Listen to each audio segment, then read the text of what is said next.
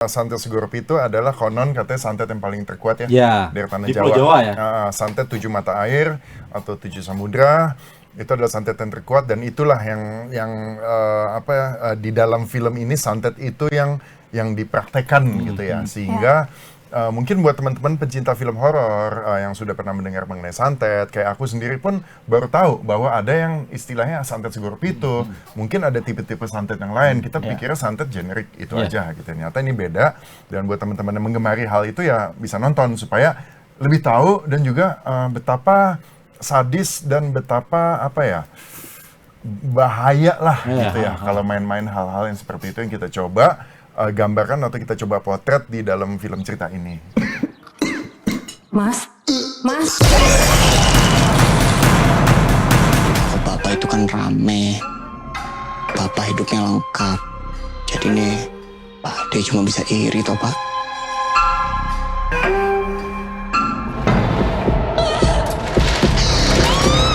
Ini santet Segoropi itu dari Jawa. Santet ini yang terampuh, tidak ada tandingannya. Pak Ade mau santet kami apa lagi? Setelah Bapak, sekarang Ibu. Bapakmu yang memulai semuanya! Ada yang bisa kita lakukan supaya santet ini berhenti. Dengan air dari 7 titik pantai, tempat melakukan ritual.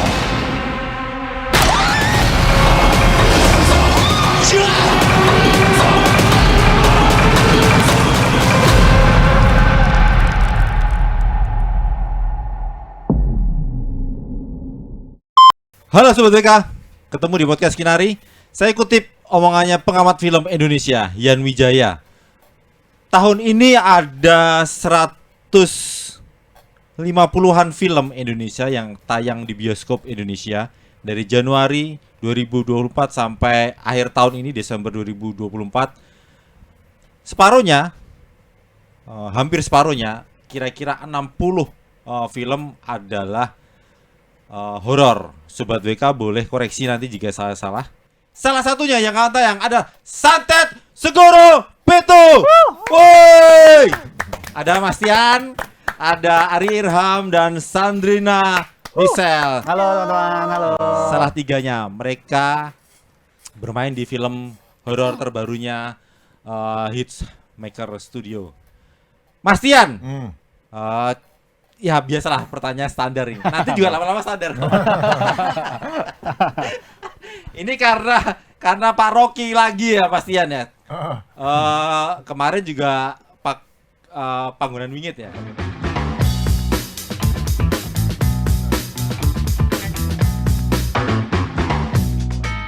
Apakah ini sekali lagi juga makin menegaskan Mas Tian menegaskan kesetiaan terhadap Loyalitas nomor 1.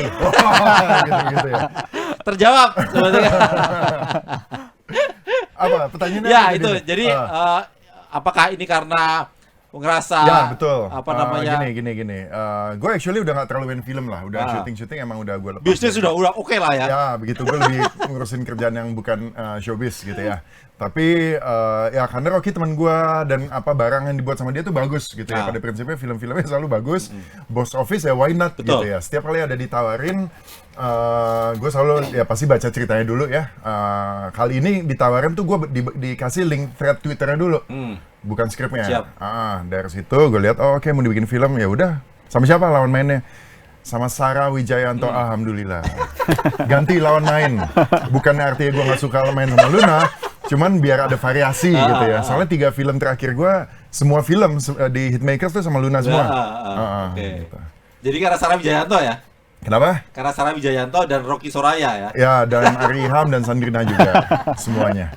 Sebetulnya kan 3 film Hitmaker horor. Kalau yang drama-drama masih diambil sama Sora Entertainment Film. Nah, kalau horor larinya ke Hitmaker. Itu 3 film terakhir box office semua. Di atas 1 juta. Salah satunya adalah Panggonan Wingitnya Mas Tian. Jadi Pak Sucipto ceritanya. Betul. Nggak mungkin lagi jadi anak muda gitu ya Mas Tian ya. Udah porsinya udah begitu ya. Gini, di sebelum-sebelumnya gue selalu jadi bapak-bapak yang punya anak. Cuman masalahnya waktu itu kan anaknya kecil-kecil. Ini anak udah gede banget. Jadi udah semakin menegaskan umur.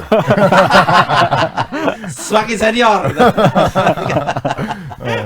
Jadi apa namanya, karena dengan Sarwo Wijayanto kemudian ceritanya juga menarik. Ya.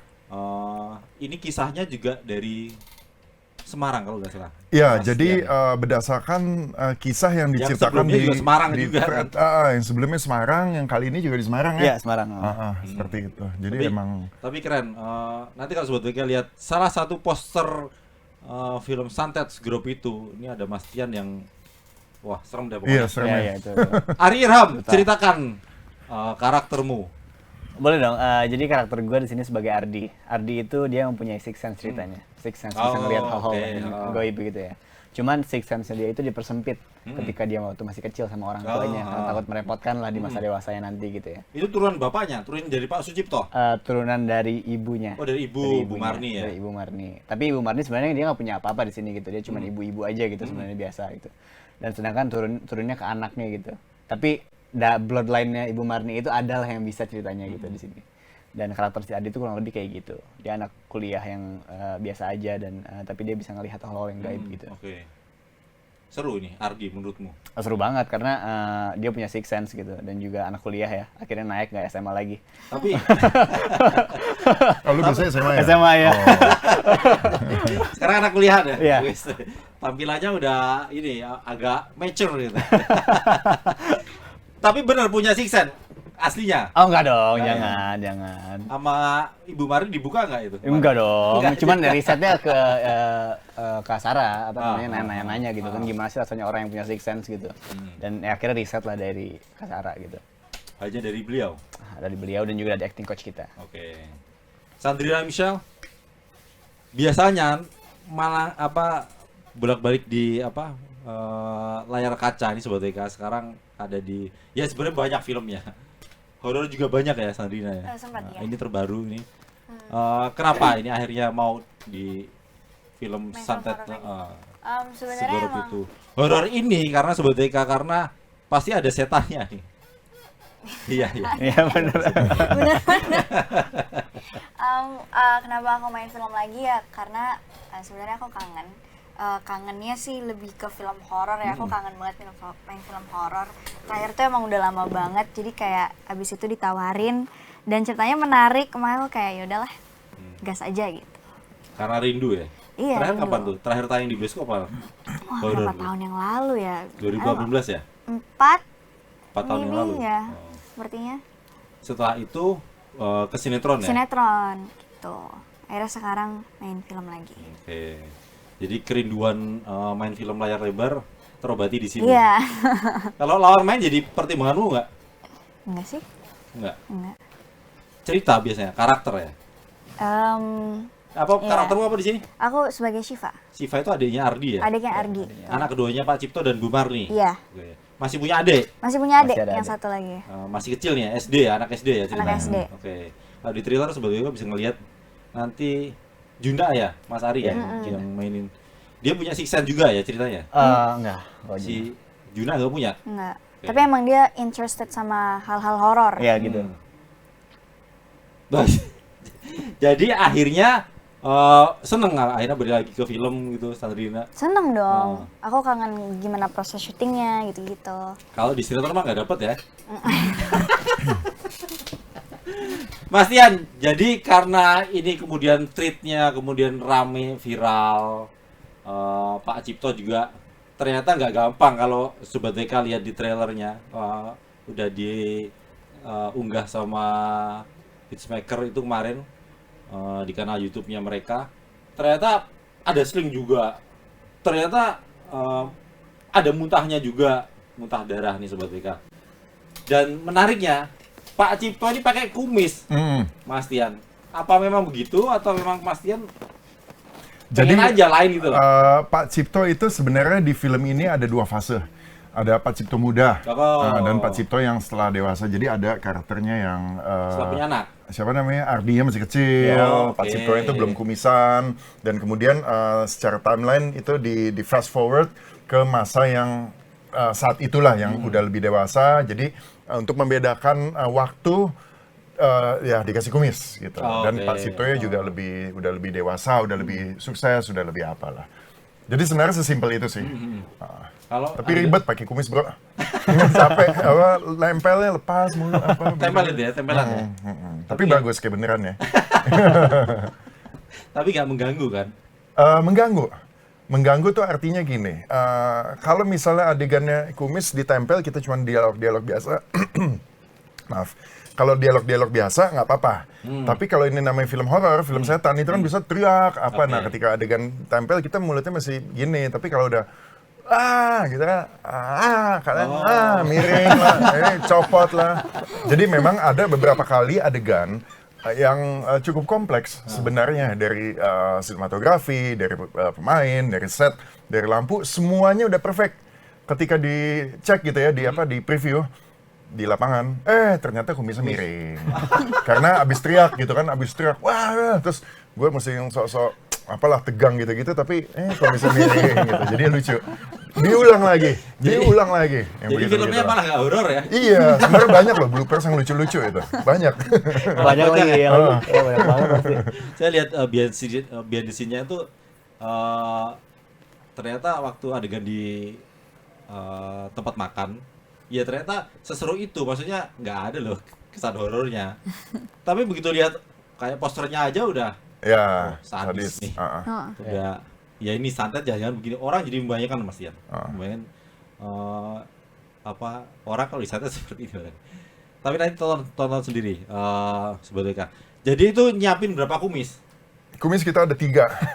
Dipakai semua. Tapi diganti-ganti. Cuman gini, kita punya satu kumis utama lah.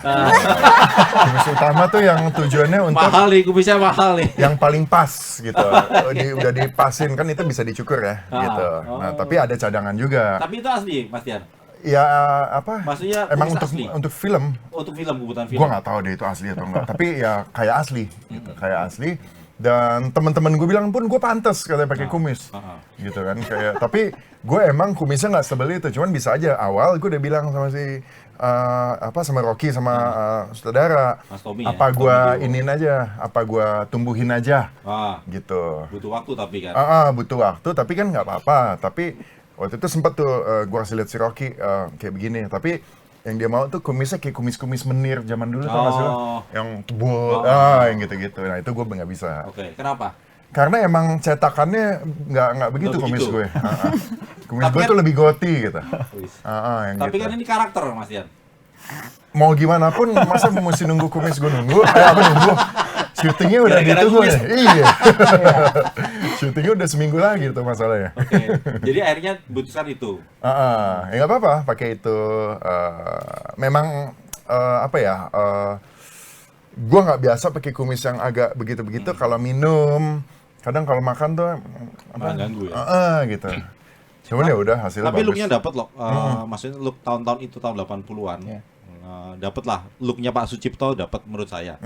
Mas Ari Irham, ini kan ceritanya tahun 83. Ya, Sementara Anda ini lahir tahun 2001. Saya udah demo berapa kali tuh? Kelihatan tua banget. Akhirnya bagaimana? Si Ardi ini cara berpakaiannya barangkali, Ya, betul. terus gaya berbusananya mahasiswa zaman dulu, Ya, gimana sih si Ardi ini menurut ketika mendalami karakternya ini? Nah ya itu salah satu kesulitan juga kan, karena kan gue belum pernah hidup di tahun 80-an gitu ya, ibaratkan gitu. Dan gue Banyak cerita dong sama Mas Tian ya?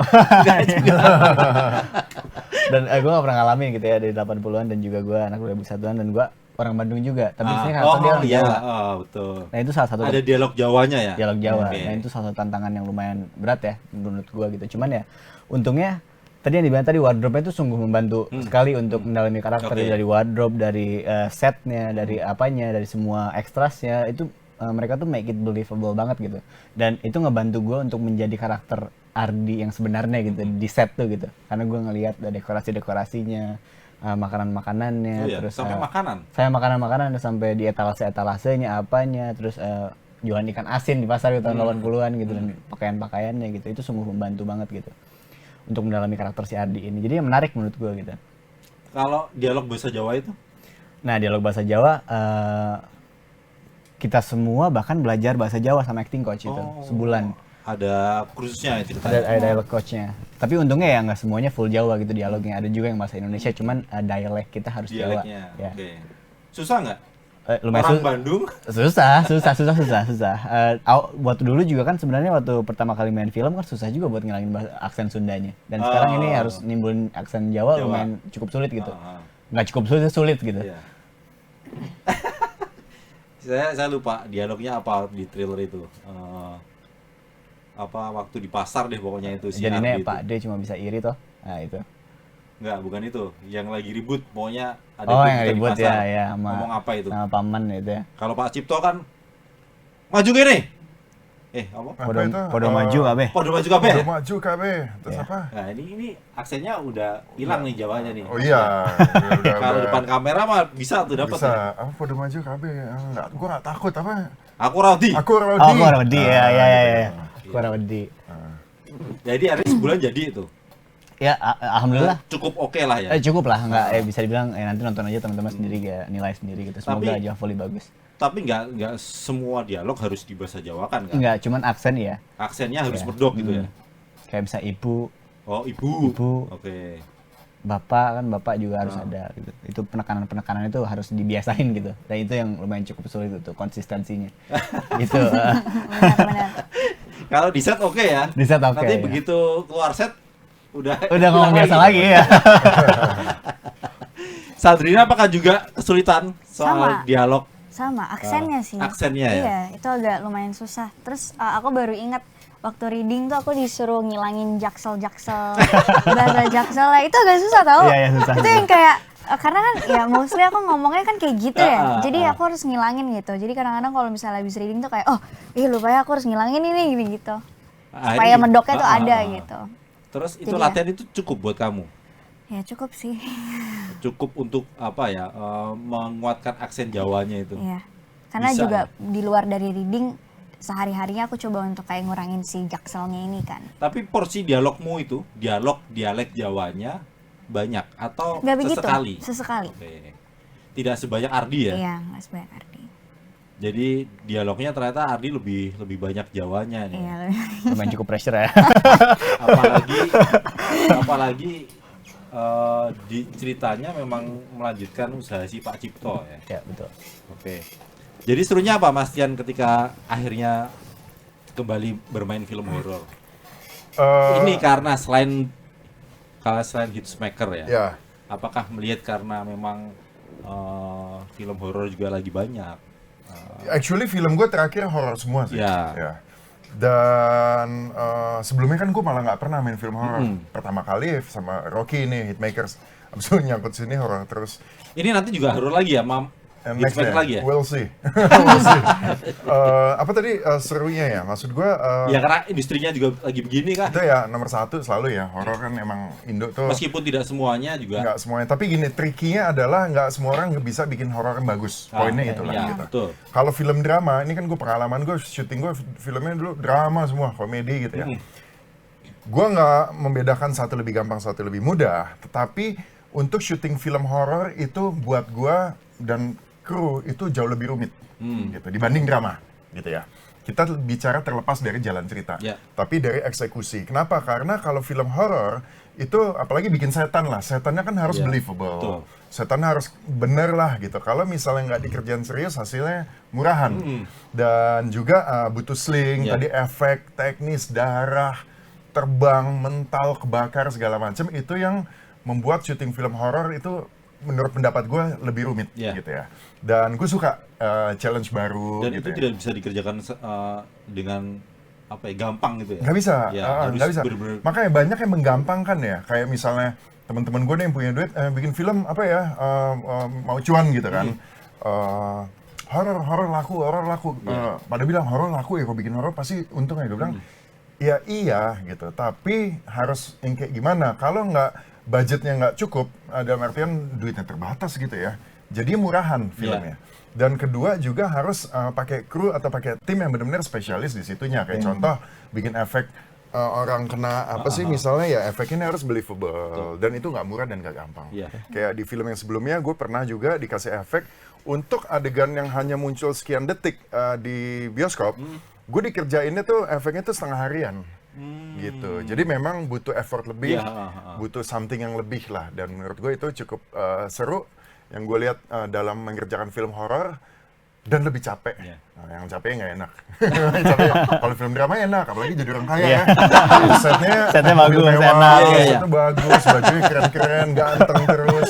Mengkilat lah pokoknya. Kalau horor kan dekil, apa capek, syutingnya malam. Tapi ya that's fun.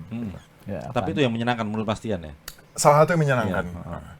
Artinya kalau apa namanya ya kayak makeup artist juga jadi mahal karena film horor ya Mas Tian ya. Yang efek tadi itu ya? Iya, efek special atau mendandani orang supaya benar-benar kelihatan real. Si setan itu juga betul. Biar kelihatan nyata ya memang harus beneran gitu kan. Harus orang yang Dan itu nggak murah. spesialis, yang nggak murah. Betul. Dan jadi muncul industrinya. Gitu kan kita tahu banyak anak-anak seni rupa atau anak-anak apa yang mungkin dia di workshopnya awalnya iseng-iseng akhirnya jadi bagus, akhirnya jadi rezekinya dia lah gitu. Dan itu menurut gue sih secara industri itu bagus. Hidup ya, oke. Hidup. Ari Irham juga sama melihat bahwa inikah karena horor kemudian horor lagi laku tanda kutip meskipun tidak semuanya kemudian akhirnya tertarik gitu gabung. Sebenarnya sama tadi yang kata Mas Chris bilang sih, fun aja sih maksudnya syuting film horor karena kita tuh effortnya emang bener-bener gila-gilaan gitu ya, dan juga apa namanya muka tuh nggak selalu on setiap saat gitu ya, dan gue suka aja gitu look yang realis gitu, dan nggak harus ganteng gitu ya. Maksudnya tuh gue suka aja look yang realis apa namanya dibikin yang nggak sesuai apa yang kayak gue mau gitu ya. Dan menurut gue itu salah satu tantangan buat diri gue gitu, dan film Santet Segorop itu juga salah satu film yang beda dari film-film gue, film horor gue sebelumnya gitu. Dan itulah kenapa gue ambil film Santet Segorop itu gitu, karena dari looknya realis, dari apa namanya makeupnya, dari hantu-hantunya, dari semuanya. Dan kita tuh hantu di sini nggak stereotip yang kayak pocong, kuntilanak dan lain-lain gitu. Itu salah satu yang bikin gue tertarik juga. Hantunya tuh variasinya banyak banget, beneran. Ini kita ada berapa coba? Banyak banget. Banyak banget. Gue nggak bisa ngitung, ada banyak banget. Bener-bener Dan itu banyak setiap satu hantu tuh nggak gampang make up-nya, nggak cuma 30 menit, 1 jam gitu. Itu bisa 3 jam, 4 jam gitu make up mereka tuh. Nah, hantu-hantu itu, dan gue cukup salut sih sama yang jadi hantu di film Santet Segorop itu karena mereka kuat banget gitu. Apa namanya nahan mental mereka gitu. Itu bergantian atau hanya orang-orang tertentu yang di make upin si hantu ini? Yang jadi hantunya ya. itu ya dia aja, Dia pemainnya aja. Dia aja, ya. Hantu ini nih. Dia aja. Sandrina ngerasain itu nggak ketakutan gitu, atau karena udah pernah main film syuting horor ya biasa aja? To be honest, aku baru pertama kali ini syuting film horor yang pas take beneran ketakutan. Jadi adalah satu adegan yang diambil sama hantu yang bosnya. Terus, ada hantu bosnya. Iya, ada. Karena gede. Terlalu banyak hantunya, jadi ada yang Iya, bosnya banyak, nih, banyak biar banget. dibedain. Sama hantu yang bosnya. Karena buahnya banyak gitu ya? Iya, karena yang lain-lainnya kan banyak kan ya. Itu aku beneran ketakutan, aku bener-bener deg-degan, terus aku kayak, aduh ini beneran kesini nggak ya gitu-gitu. Iya. Cepet kenalan nggak gitu sama pemerannya gitu Sempet nggak ya? kenalan, tapi kan emang karena Tetep ya, adegan yang dia karena- mendekat, jadi aku kayak pressure-nya gitu loh bener-bener berasa. Kalau udah take kan kita harus sama-sama serius kan. Iya. Hantu Iya, pertama gitu. dan Jadi itu bener-bener Bener-bener kayak wah, mencekam banget Kayak gitu. bener-bener rumah hantu. Aduh gitu. Tapi seperti ini nggak kemudian merasa dihantui setelah keluar lokasi syuting gitu? Kalau dihantui sih Ya enggak jadi ya. kepikiran ada bayangan mukanya dia Enggak yang... sih. Karena sempat ya ngobrol, foto-foto bareng. Selfie juga kita Selfie selfie. kita Oh, juga tetep ya. selfie. Hanya itu tag akhirnya aja. dibawa ke rumah kan ditonton, waduh. Enggak sih. Kalau ngelihat posternya gimana, Sandria? Serem banget. Aku Jadi- nggak expect bakal sampai kayak sebrutal itu sih. Tapi keren. Ya brutal ya, bahasanya Nah, brutal. brutal. Tapi menurut aku keren banget sih. Hmm. Karena aku belum pernah ngeliat, kayaknya aku belum pernah ngeliat poster yang kayak gitu. Dan menurut aku tuh salah satu something new yang keren. Kalau kamu pernah nggak dengar cerita Santet sebelumnya? sebelum ada film Santet Segorop itu? Kalau denger ya udah pastilah ya banyak gitu. Apalagi kan kita tinggal di Indonesia yang menurutku tuh kayak normal untuk didengar di mana-mana, cerita-cerita orang itu normal kan ya. Tapi kalau ngalamin amit-amit ya, jangan sampai gitu.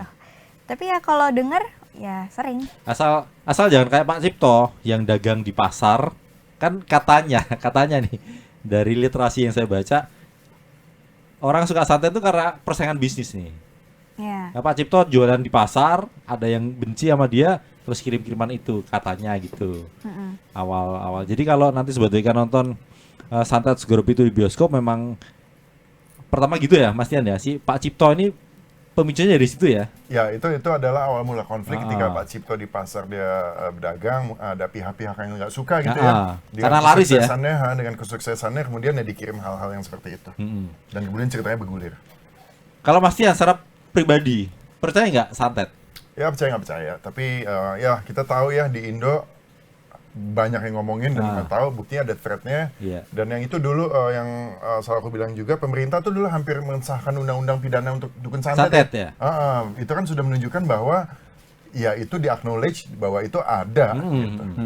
Dan bahkan mau dipidanakan gitu. Iya. Cuman cara membuktikannya bingung gitu. Iya, itu kan. bingung. Betul. Jadi ya bahwa itu ya di negara kita ya hal seperti itu ada.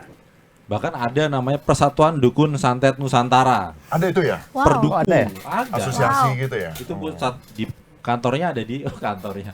Ada di Banyuwangi. Oke. Ya, jadi karena Banyuwangi itu kan dikenal karena kota santet, salah satu julukannya. Ya. Karena dulu kejadian tahun 98 banyak katanya yang dukun santet dieksekusi lah saat itu. Kalau kita ke Jawa Timur juga khas banget itu. Saya pernah Mas Ian. Soban. Jalan ke satu kota di Jawa Timur, di selatan Jawa Timur itu, begitu lagi jalan kaki malam-malam tiba-tiba ada yang sinar. Nah, kata orang setempat itu santet, orang mau ngirim. Lagi OTW gitu ya? Iya, lagi OTW. jalan. Nggak tahu kenapa enggak. Express ya. Tapi secara ya nggak tahu ya itu benar apa enggak, saya nggak tahu, tapi kata orang lain itu iya. Berarti secara cerita dari masyarakat kan memang ada itu. Bahwa prakteknya nanti bagaimana dan efeknya apa, ya Sobat WK harus nonton ini Ya. salah Ya. satunya. Ya, betul. Di antara banyak film tentang santet nih, ini juga menegangkan, ini juga brutal kalau kata Sandrina. Ari Irham ada yang disampaikan ke Sobat WK? Apa ya? Mungkin gue cuma pengen bilang jangan lupa aja sih buat nonton Santet Segoro Pitu tanggal 7 November nanti gitu ya. Dan semoga kalian suka sama filmnya, semoga bisa Bikin belajar. takut nggak Ari nanti kalau datang tuh penonton akan ketakutan nggak?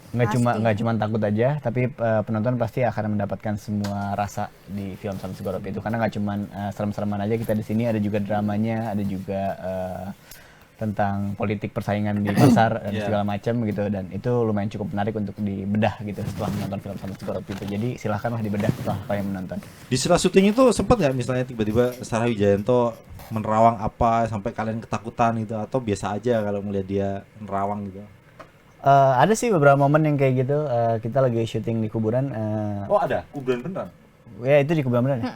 Kebunan beneran. Kuburan beneran ya? Ya ada satu momen di sana Mbak Sarah itu lumayan kayak kena sesuatu gitu.